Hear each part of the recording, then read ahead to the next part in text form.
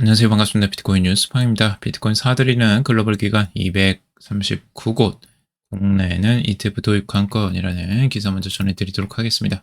도움이 되신다면 좋아요, 구독, 댓글, 알림 설정하셔서 최대한 빠르게 정보 받아보시길 바라겠습니다. 비트코인 사들이는 글로벌 기관들이 지속적으로 증가하고 있는데요. 그 내용들 구체적으로 살펴보도록 하겠습니다. 전 세계 기관이 비트코인 확보에 나선 가운데 상장사와 이 상장지수 펀드 및 기타 펀드가 주도적으로 비트코인을 매집하는 것으로 지금 나타나고 있습니다. 미국의 비트코인 현물 ETF 승인 이후 가상자산 시장으로 대규모 자금이 유입되면서 국내에서도 상장사들이 비트코인 확보를 나서고 있다라고 하고 있습니다. 지금 이재명 정부 공약인 비트코인 현물 ETF가 연내 도입된다면 국내 디지털 자산 시장에도 기관 투자 시대가 본격적으로 열릴 전망이다라고 보고 있습니다. 그래서 국내에서도 이 비트코인 ETF가 활성화될 것으로 보여지고요.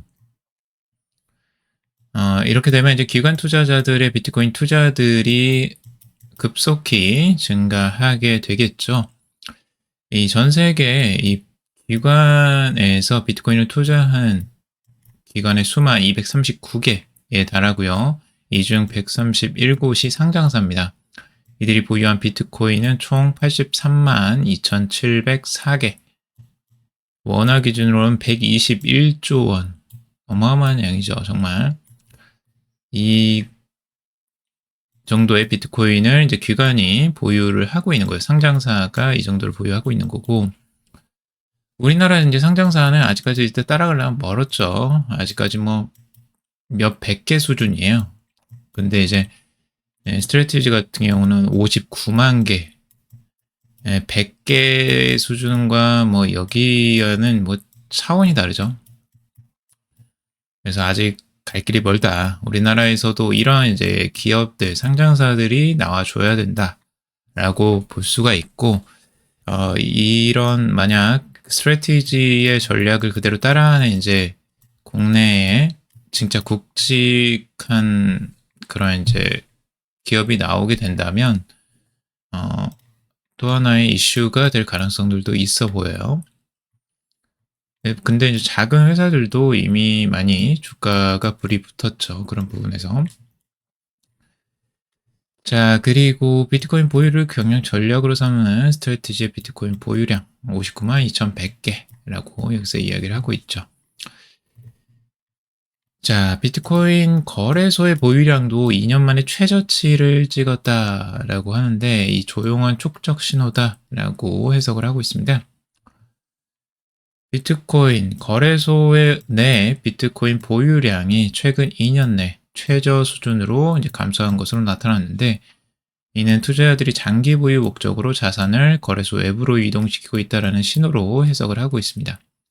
현재 이제 중앙화 거래소에 보관된 비트코인 수량 약 239만 BTC로 집계를 하고 있어요.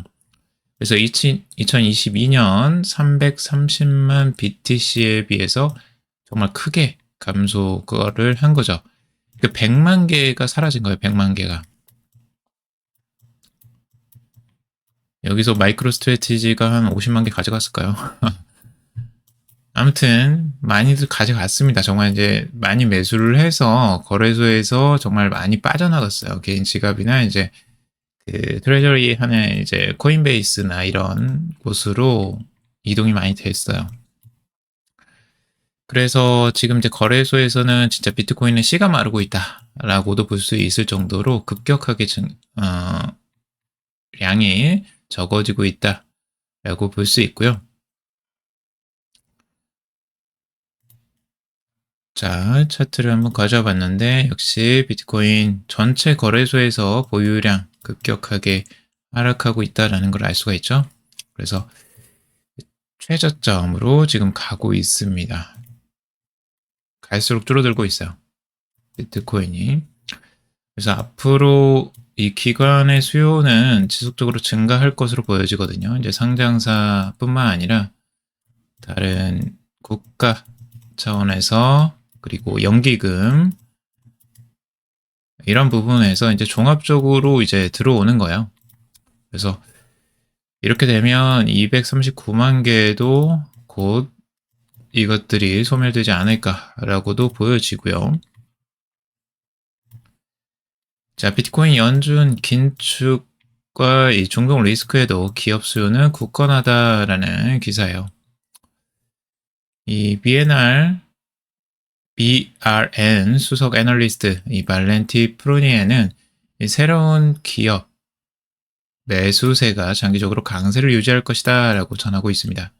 최근 샘러 사이언티픽 같은 경우는 2027년까지 자산을 4,449BTC에서 10만 50BTC로 늘리겠다라고 계획을 발표했어요. 샘러 사이언티픽은 전환 사채와 시가총액 매각을 통해서 현금을 조달할 계획이고 이걸 비트코인에 온전히 매수하는 데 사용하겠다라는 거죠.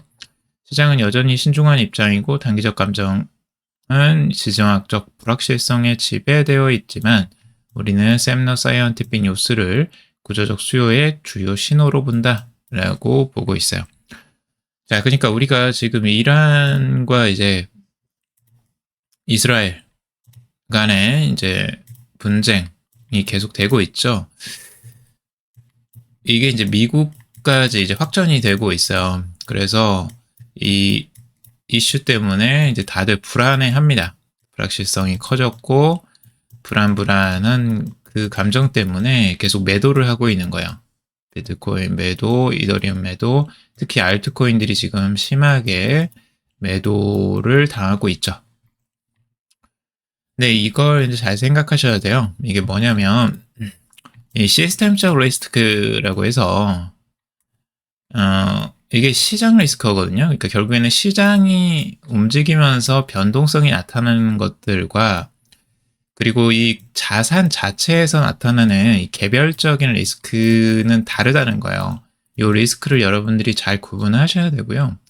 그러니까 시장에서 일시적으로 충격으로 뭐 전쟁이나 뭐 코로나나 이런 외부적 이슈로 그 자산의 가치가 일시적 하락을 할 수는 있지만 대부분은 그 환경이 어느 정도 개선이 되거나 안정화가 다시 찾거나 뭐 이렇게만 되어도 다시 회복세로 돌아서는 경우가 굉장히 많다는 거죠. 우리 코로나 때에도 똑같았었잖아요. 코로나 때에도 초기에는 굉장히 불안함에 엄청나게 주가가 하락했었고 비트코인도 급락을 했었는데 이게 뭐 1, 2개월 만에 그냥 바로 반등을 해버렸어요. 그래서 몇 개월 되지 않아서 그것들을 뚫고 올라가는 이런 흐름들까지 나왔었거든요.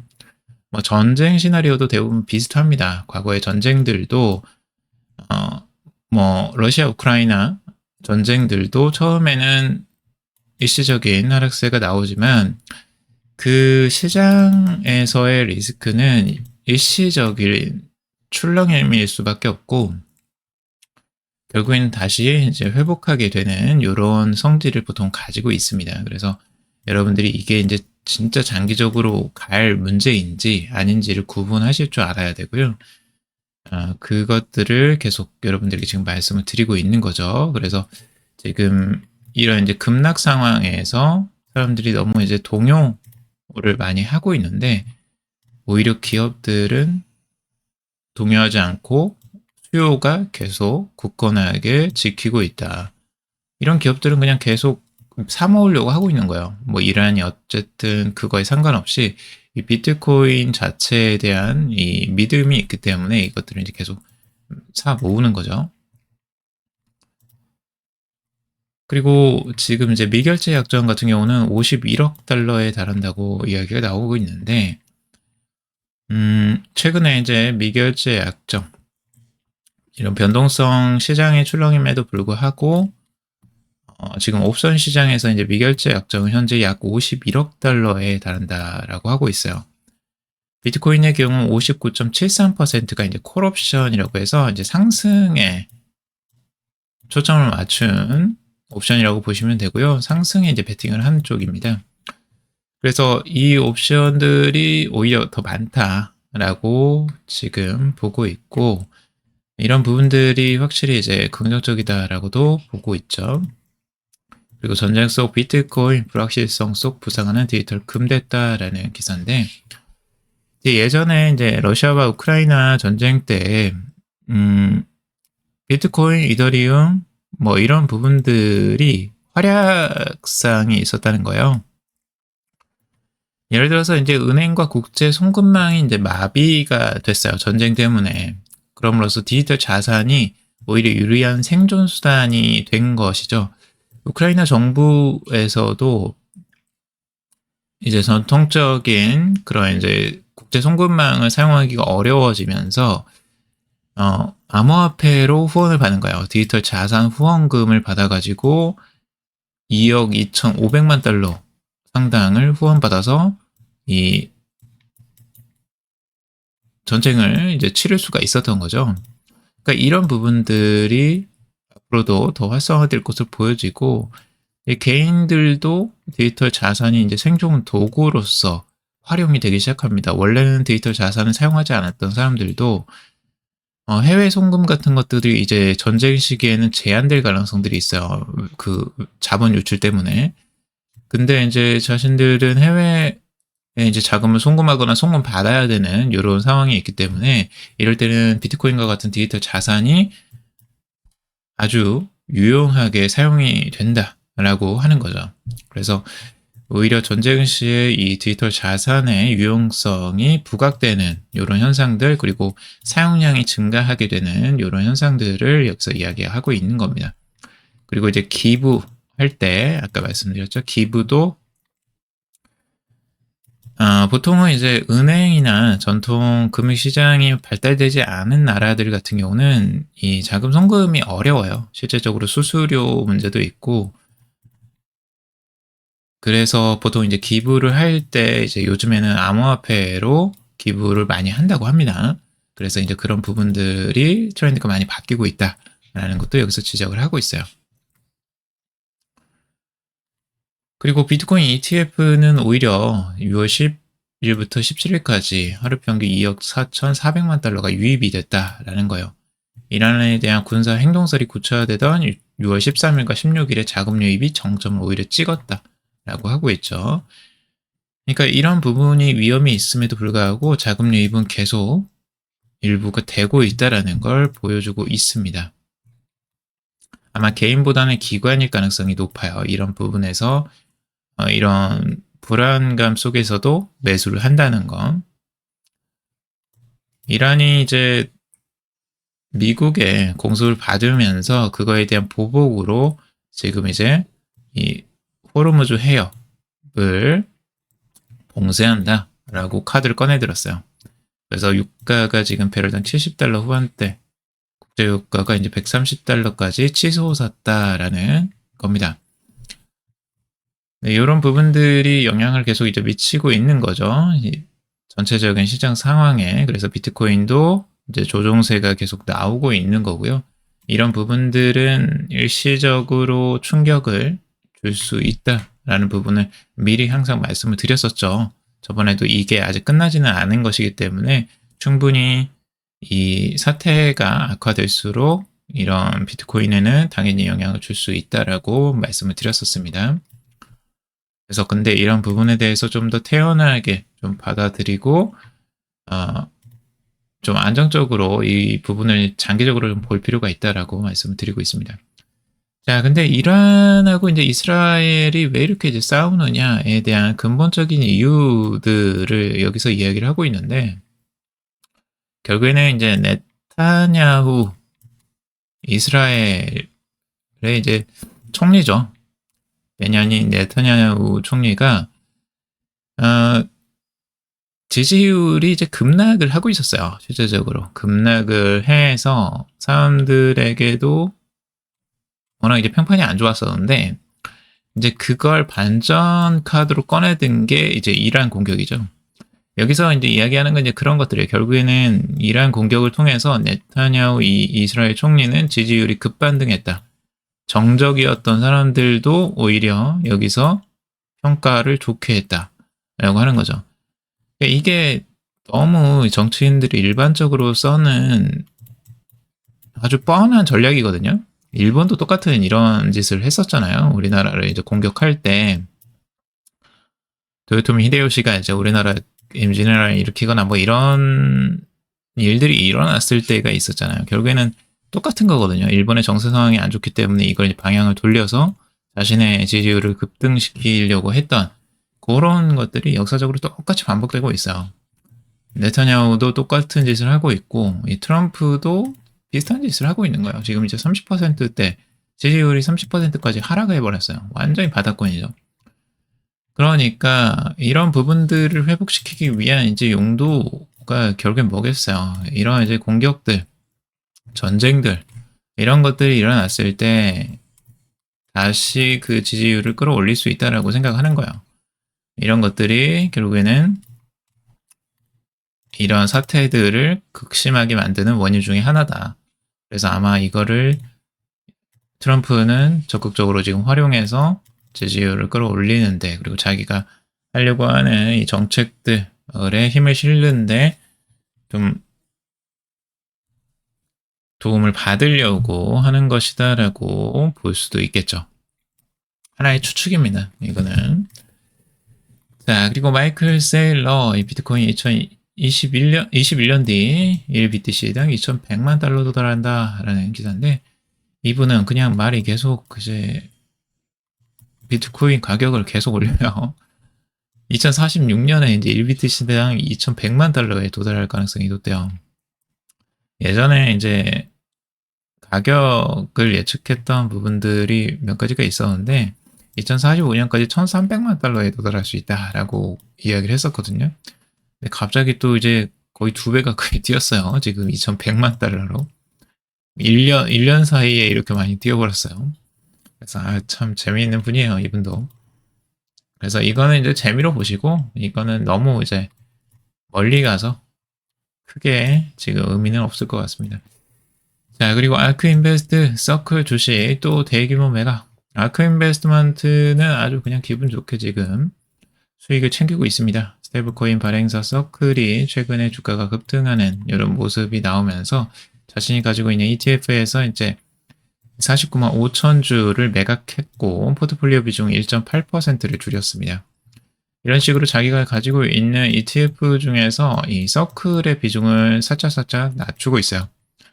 왜냐하면 최근에 너무 이제 급등을 했기 때문에 단기에 그래서 이런 부분들 수익 실현을 일부 하고 있다라고 보면 될 것 같고요.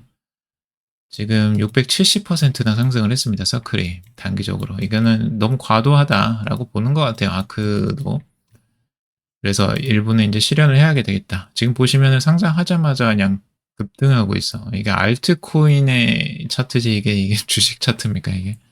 어마어마한 상승률을 지금 가고 있는데 아무래도 이제 어느 정도 이 정도 상승이 오면 다시 조정세가 또 나올 가능성들도 있기 때문에 지금 일부 매도를 하는 것으로 보여집니다. 아무튼 이제 조정이 얼마나 이제 나오느냐 그리고 이제 이 서클은 과연 기회를 줄 것이냐 요거 가격이 안정화돼서 바닥권까지 내려온다면 좋은 기회를 또 줄 수도 있겠다라는 생각이 들어요. 그 전까지는 매수는 조금 유의를 하시는 게 좋겠죠. 이게 굉장히 위험합니다. 이렇게 막 급등하고 있는 것들. 자, 억만장자 팀드라이퍼 비트코인은 어디에서나 가치 있다라는 기사이고요. 팀드라이퍼의 비트코인 가격 전망들 항상 이제 비트코인을 긍정적으로 생각하는 사람입니다. 그래서 탈중앙성, 불변성, 높은 유동성, 글로벌 속성을 주요 장점으로 뽑았다라고 비트코인의 장점을 나열하고 있고 그리고 비트코인의 정부 지출에 대한 궁극적인 해지 수단으로 이제 묘사를 하고 있어요. 그래서 비트코인의 가치를 믿는 이유를 여기서 설명을 하고 있고 팀디레이퍼 같은 경우는 이제 과거에 이메일 서비스인 핫메일이나 이제 음성통화 서비스 스카이프 투자로 유명한 이제 전설적인 벤처 투자자로 알려져 있는데 최근에 비트코인이 1,000만 달러까지 오를 가능성을 예고한 바가 있다고요. 아주 과감한 전망들을 내놓고 있죠. 예전에 한번 이제 맞췄어요. 비트코인이 뭐 1만 달러 간다. 이래가지고 이제 맞춘 적이 있었는데 나중에는 이제 1만 달러까지는 맞췄는데 25만 달러까지 이제 간다. 22년 말까지 이렇게 했는데 이제 못 갔죠. 10만 달러도 못 갔어요 그때. 근데 이번에 이제 25만 달러 간다. 막 이렇게 이제 또 하고 있어요. 다시 이제 한 3년 후를 이제 지나서 2025년에 이제 25만 달러 간다 막 이렇게 하고 있는데, 이거는 재미로 보시고. 자, 스트래티지처럼 샤프링크 게이밍 이더리움에 올인한 이유라는 기사입니다. 자, 샤프링크 게이밍 제가 한번 그때 언급을 해드렸어요. 이 이더리움을 이제 전문적으로 투자하는 상장사가 출연을 했다라고 말씀을 드렸고, 스트래티지의 전략을 그대로 받아들여서 비트코인이 아닌 이더리움 중심의 시장 판도를 지금 바꾸려고 하고 있다. 근데 샤프링크 게이밍만 하는 게 아니고 여기서 이제 투자를 받아서 하는데, 그 투자자, 유명한 투자자가 이제 컨센시스라는 곳이라고 말씀을 드렸죠. 이더리움의 공동 창립자이자 그리고 메타마스크를 만든 그 회사의 CEO예요. 조셉 루빈이고, 이제 그 사람이 여기에 투자를 하고 이사까지 이제 올라갔죠. 그래서 여기에 대한 관심이 굉장히 컸는데, 지금 이더리움 네트워크 성장이 단순히 블록체인 활용을 넘어서 수익 모델과 생태계 확장으로 이어지고 있다라는 거예요. 그러니까 이더리움이 단순히 지금 이제 투자 기반이 아니고요. 이더리움의 가격 상승만을 바라보고 들어가는 게 아니라는 거죠, 여기에서. 일반적인 이제 스테이블 코인 결제 인프라에 대해서 지금 보고 있고, 국제 토큰화 그리고 이자 수익화 등의 흐름이 샤프링 게이밍 같은 신규 참여자에게 기회를 제공한다라고 분석을 하고 있어요.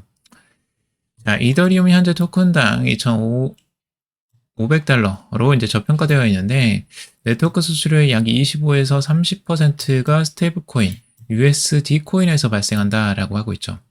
자, 근데 미국에서 지금 이 부분을 이제 여러분들 보셔야 돼요. 스테이블 코인 법안인 이 지니어스 액트 법안이 이제 상원에서 통과가 됐어요. 이제 대통령 하원과 이제 대통령 서명만 나와 있는데 결국에는 통과될 것이라고 보고 있고, 자, 그렇게 되면 USD 코인이 미국에서 이제 메인이 될 거예요. 거의 메인입니다. 지금 이제 중심 1위라고 보시면 돼요. 테더는 들어가지 못했어요. 테더는 여기에 결격 사유가 돼요. 테더는 지금 안 되고 USD 코인만 되는데, USD 코인의 이제 메인 수수료가 지금 25에서 30%가 지금 잠깐만요. 이더리움의 이제 수수료 25에서 30%가 USD 코인에서 나온다는 거고, USD 코인의 사용률이 높아지면 높아질수록 이더리움의 수수료는 당연히 높아지겠죠. 그러니까 이더리움의 네트워크 확장이나 사용률이 굉장히 높아질 가능성들을 염두에 두고 보는 거예요. 그래서 이것들 때문에 이제 투자가 들어간다라고 볼 수가 있는 거고, 그리고 이제 앞으로 스테이블 코인 시장 규모가 장기적으로 3조 8,700억 달러까지 증가할 수 있다라고 보고 있어요. 현재에 비교하면 15배 이상 향상된 수치, 확대된 수치예요. 엄청난 확장이 일어날 것으로 보고 있는 거죠. 그러니까 이더리움에 대한 확장도 같이 따라갈 수밖에 없다. 그리고 이 흐름은 이더리움이 핵심이다 라고 보고 있는 거죠. 그럼 마지막으로 이제 단순히 이더리움 가격 상승에 베팅하는 것을 넘어서 이더리움 기반 수익 창출 구조를 진입하는 전략이 중요해졌다라고 하고 있어요.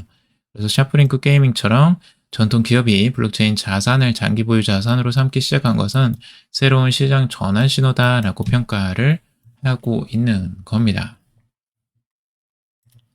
샤프링크 게임은 근데 이제 주가는 급락을 했었어요. 최근에 이제 그 매도를 하는 것이라고 오해가 많이 나와가지고 이더리움을 매도하는 거 아니냐 뭐 이런 얘기들도 나오고, 뭐 주식을 매도하는 게 아니냐 뭐 이런 얘기도 나오면서 그것 때문에 이제 급락세가 이제 일시 나왔습니다. 근데 오히려 이제 급락세가 나오면 좋은 기회가 될 수도 있겠죠. 이런 부분들은. 그래서 한번 잘 살펴보시고 뭐 안정화가 된다면 나중에 좋은 투자 기회가 될 수도 있겠다라는 생각도 들어요. 샤프링크 게이밍은. 그래서 바닥을 치고 있었을 때 우리는 이제 좋은 기회를 또 잡을 수도 있는 거죠. 참고상으로만 보시고요. 그리고 주가 162% 폭등, 이 카카오페이가 스테이블코인 상표 줄줄이 선점이라는 기사입니다. 자, 이것도 우리가 이제 살펴볼 필요가 있는데, 원화 스테이블코인이 이제 발행될 것으로 기대를 하고 있죠, 국내에서. 그럼으로써 그 기대감에 관련주들이 엄청나게 급등을 했어요. 실제적으로 이제 카카오페이, 뭐 카카오 모든 이 관련주들이 들썩들썩 했었습니다. 특히 이제 카카오페이 같은 경우는 가상자산 관련 상표권을 대거 출원하면서 이 선제적으로 원화 스테이블코인 시장 진출을 지금 준비하고 있다라고 보고 있어요.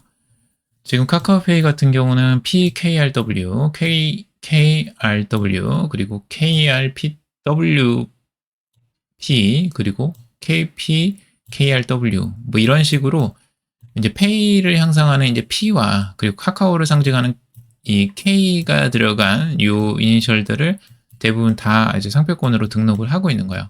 그러니까 결국에는 이제 원화 스테이블 코인을 이제 준비하고 있다. 카카오페이는 이걸 알 수가 있고, 구체적인 상표 분류는 이제 암호화폐 금융거래업, 암호화폐 중개업, 암호화폐 채굴업도 있네요, 여기. 그리고 비트코인 기술에 블록체인 기술에 사용되는 암호화폐 거래 관리용 소프트웨어 등, 그 상품 분류와 대한민국 원화를 뜻하는 KRW라는 이름을 고려하며 원화 스테이블코인과 관련된 상표라는 것을 짐작할 수 있다. 명백하죠? 이거는 원화 스테이블코인을 준비하고 있다는 거, KRW. 그래서 이런 부분들이 영향을 미치고 있어요. 그래서 카카오페이는 이제 국민 메신저 카카오톡을 기반으로 지급 결제 영역에서 영향력을 강화했는데, 원화 스테이블코인을 발행하기에 충분히 경쟁력 있는 기업으로 이제 꼽히고 있는 거죠. 그래서 카카오페이의 주가가 한 달간 162%나 상승을 한 겁니다. 자, 우리가 이제 주목해 봐야 될 건 이런 부분들도 있어요. 그러니까 암호화폐 시장을 우리가 이제 공부한다고 해서 무조건 암호화폐만 봐야 되는 건 아니거든요. 여러분들이 암호화폐 시장뿐만 아니라 이제 주식 시장도 같이 이제 봐줄 필요가 있어요. 그래서 오히려 암호화폐 시장보다 주식이 더 급등할 때도 많이 있고요. 그래서 이 암호화폐 시장의 변화로 인해서 수혜를 받는 주식이나 관련된 주식 같은 것들도 여러분들이 공부를 해두시면 투자하시는데 굉장히 도움이 많이 되겠죠. 그래서 그런 부분들도 나중에 한번 이제 공부를 같이 해볼 건데, 이런 부분들 우리가 이제 지금 당장은 뭐 올라가는 걸 뭐 매수하는 건 좀 무리일 수 있지만, 이렇게 된다라는 걸 이제 공부할 필요가 있습니다. 그래서 카카오페이 날라가죠. 지금 완전히 급등을 하고 있습니다. 그래서 엄청난 상승률을 보여주고 있고, 이 불붙은 스테이블코인 논쟁, 크립토판 재편 어떻게 라는 건데, 스테이블코인이 이제 결국에는 법안이 통과되면서 미국에서도 활발히 사용될 것으로 기대가 되고 있어요. 애플, 에어비앤비, 구글, 그리고 일론 머스크가 이끄는 X도 스테이블코인 결제 시스템 도입을 위해서 암호화폐 기업들과 협의 중이다라고 지금 전해지고 있죠. 그리고 뱅크 오브 아메리카 등 은행들도 암호화폐 시장을 확장 논의 중에 있고요. 특히 세계 최대 달러 스테이블코인인 USDT 발행사인 테더가 디니어스법 통과 이후에도 현재 지위를 유지할 수 있을지가 이제 관전 포인트다라고 하고 있어요. 근데 지금 미국에서는 아무래도 점유율이 확 떨어질 것으로 보여지고, 테더가 지금 다른 전략을 세우지 않는 이상은 지금 서클의 USDC가 확실히 유리해 보여요. 그래서 지금 테더의 지위는 약화될 것이다 라고 지금 보고 있습니다. 스테이블코인 시장 자체에서도.